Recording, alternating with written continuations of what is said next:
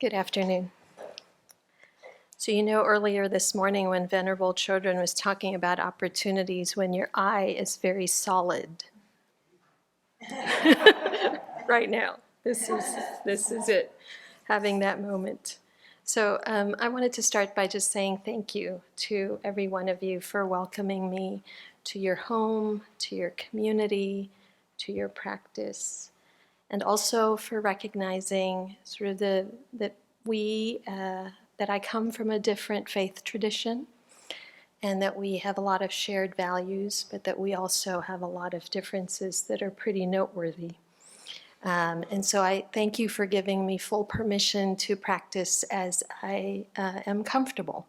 So that makes me feel like a whole person, and not having to go along with things that I might not be at this point in my life comfortable with. So I thank you for that. So I am Sister Cristina Atienza. I am a Dominican sister of San Rafael. San Rafael is about 12 miles north of San Francisco, so that's where I flew from. I want to tell you just a little bit about the sisters before I dive into why I'm here. So just a little bit of context. So the sisters, we are not technically nuns. Might be a surprise to most of you. Nuns, there's a technical difference. Nuns are cloistered. We are not cloistered. So the sisters are the non-cloistered versions. We do take similar vows. We make perpetual vows of evangelical poverty, consecrated celibacy, and prophetic obedience. The only difference with the nuns is they take a vow of stability, whereas we don't do that. Okay, and we also live in community, like you do. We are also technically not monastic, at least not in the same way that you are, and certainly not in the same way that Christian monastics are monastics. We do follow a prayer schedule. Lots of us, we pray in the morning and in the evening, and then in between we drift off into our various ministries. So ministry is sort of a prime focus of our life. And itinerancy is a byproduct of our ministry. So probably the easiest way to see this is Jesus gave two commands: to love God and to love neighbor. Our ministry is not an overflow of our love of God. It is the primary expression for us of our love of God. So we're seeing that as, really basically integrated. And when we are out in ministry doing all kinds of social service or pursuing social justice, then we are where the people are. So we may live in community, we're rooted in particular congregations, but we may end up living in various different places, whether it be to be close to the people with whom we are ministering, and sometimes even living with them. Okay?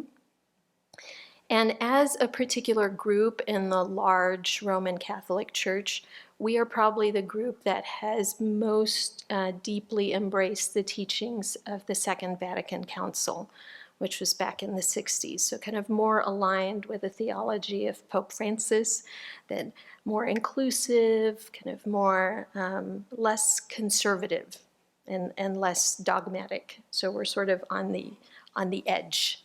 And we get in trouble for that with the church hierarchy a lot, as you might imagine. So we are going through a lot of changes now. Some of them are very painful, as you know. I mean, change is not easy, even when you have an elaborated theology of change. Change is not easy. And we don't have an elaborated theology of change, so you can just imagine. Our numbers are sharply decreasing. 10 years ago, there were about 60,000 of us in the U.S., or somewhere close to that. And then we will be down to about 26,000 now, and then it's continuing to decline. And our congregations are predominantly older sisters in their 80s and their 90s. So when that generation passes, there will be very, very few of us. So the sharp decline in numbers is a function both of aging and death and significantly fewer entrants. I think part of the fewer entrants is a result of all of this shifting and a difficult time articulating our identity, so to speak. We're also shifting from predominantly white congregations to ones that are more racially diverse, because a lot of the newer entrants are coming from Africa, Asia, and Latin America. And so there's a lot more emphasis on interculturality. One of the other big changes is in governance. We typically are in autonomous congregations, kind of in the same way that you're relatively autonomous.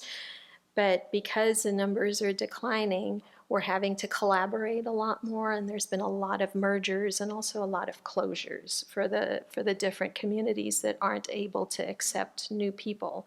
They're having to close. So we're having to try to figure out how to accommodate people who want to come in when they don't have a community to join. So there's a lot of that. So the overarching thing is the form of religious life, of Catholic religious life for women in particular, and here in the US, is changing dramatically. And with that, our self-understanding, and with that, certain emphasis in particular aspects of the way of life. And we as a group, a lot of the congregations got together, and as a group, we are collectively in discernment about what the future of religious life is going to look like. Big question, nobody really knows. But one of the aspects that has floated to the top is a desire to deepen our inner life. This is huge for the sisters, as you can imagine. Venerable Chodron was talking about the Buddhist nun in Singapore, was it Singapore earlier, who was doing all of these kind of what we would term ministerial projects. And you can imagine if someone like this nun suddenly said, oh, I think I'll focus on my inner life. It's huge because you're accustomed to being out and about. So that is actually, that quest to deepen our inner life is the reason why I am here. I am here for my dissertation. I think most of you know that already. I am completing my dissertation from the Graduate Theological Union in Berkeley in comparative religion. And this is going to sound a little creepy, but I have been studying your group for the last year and a half. So, not solidly because it's a comparative project, but I've been studying us also. But I know more about you, and your faces are so familiar to me. So it's nice to be here and to get sort of the full surround sound experience, right? Because I feel like you're my friends, with the amount of time that I've spent with you online. So I am here to observe, to sort of just ask you questions, very informally as they arise. Also to verify, that some of the things that I've been writing are accurate and how you would describe yourselves, and mainly just to learn, right? That's the overarching project, is to learn from you in a way that will help us with our concerns. So I'm going to geek out for a second about my dissertation. The comparison that I'm doing is primarily through the lens of human development in a psychological sense. So I'm using a couple of different psychological theories on human development. And I'm particularly interested in the application of those theories in religiously motivated groups. So like our group, like your group, and you have a lot to offer with respect to human development. I'm looking at the articulation and the elaboration of what the ideal is in terms of human development, the aspiration to that ideal, what are the practices that foster it, and basically what is the holding environment for fostering that growth. So you can see, you can see why I came to you, right? There's just so much that I think you can teach us, because that is not something that has been front and center for us in the same way that it has been for you. So what I've been studying for the last year and a half with respect to what you have been doing is the Vinaya. Also, in general, the Lamrim Chenmo in particular, and focusing on the chapters on the perfection of generosity, because there's a lot of resonance there with our kind of ministerial giving aspect, right? Also, deity yoga, in particular, the Vajrasattva sadhana, and also what you're doing in terms of service with the sharing of Dharma teachings and all of the other projects that you're involved in. So I'm hoping that sort of captures in a broad way kind of your way of life enough for me to be able to say, you know, here's a comparison. And if I place that under the lens of these psychological theories of human development, it will emerge, like differences and similarities will emerge in that fashion. Okay? And I am particularly taken so far really with your articulation of the Bodhisattva ideal that marries that inner life with the life of service. It really is just, it's such a beautiful way of doing things. And also with the depth and the breadth and the pervasiveness of that ideal and that aspiration in literally everything that you do. So it isn't, you're not fragmented, because you keep coming back to the intention, like day in, day out, during the course of the day, the return to the intention, the return to bodhicitta. Just incredibly powerful stuff, so that keeps people from getting distracted by other concerns very easily. So why Sravasti Abbey? Why you, right? So some true confessions here. I've been studying comparative Buddhist Christian for the last 8 years, but it's been mostly on Soto Zen, and mainly the work of Eihei Dogen in conversation with Aquinas on religious life. But the issue was every time I wrote a paper and I showed it to the sisters, you know, I would get good grades from the academic standpoint, but when I showed it to the sisters would be like, I don't get it. They're like, how is the Buddha the vegetables? And how are the vegetables the Buddha? Or like, what do you mean they got enlightened when they heard a gong? Like it just, I wasn't translating it in a way that was impactful and helpful. So I, you know, applying some skillful means, I said, why don't I try something else? So why don't I try Tibetan Buddhism? So I thought of the stuff that at least was accessible to folks like myself. I felt like I could translate some of the concepts in a way that was more straightforward and that might be more understandable for the sisters, and so therefore kind of more helpful. The other piece is your community is here in the US, so you are subject to the same sorts of like conditioning, cultural influences that we are. And you're close to California, so I could come and visit easily. And kind of importantly, your community is on the rise.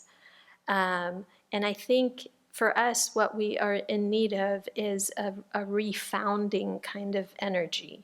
And there is a way in which being on the rise or being refounded forces that articulation of what is important, what is of value, what are, you know, what really are the pillars of this way of life and this pursuit. So that's why I was naturally drawn to you.